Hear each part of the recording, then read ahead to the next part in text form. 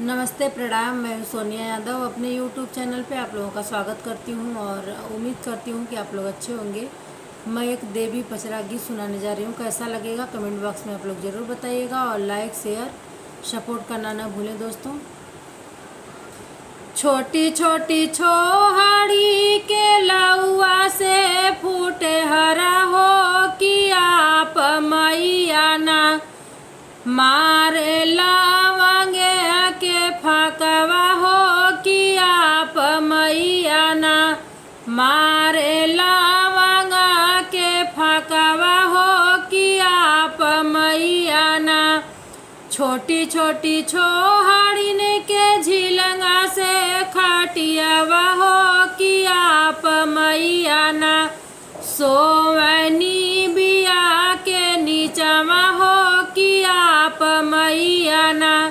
सोवनी बिया के नीचवा हो कि आप मैया ना छोटी छोटी छोहाड़िन के कथरी से गुदरिया हो कि आप मैया ना सोवया ढाउल के फूलवा हो कि आप मैया ना सोवया ढाउल के फूलवा हो कि आप मैया ना सोवया ढाउल के फूलवा हो कि आप मैया ना छोटी छोटी छोहाड़िन के तलवा से पोखरवा हो कि आप मैया ना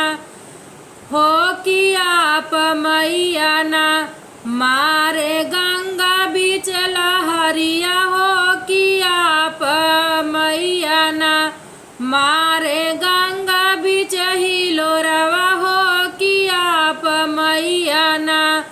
मारे गंगा बीच हिलोरवा हो कि आप मैया ना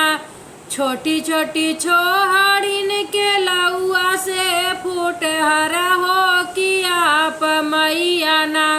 मारे लवंगा के फकवा हो कि आप मैया ना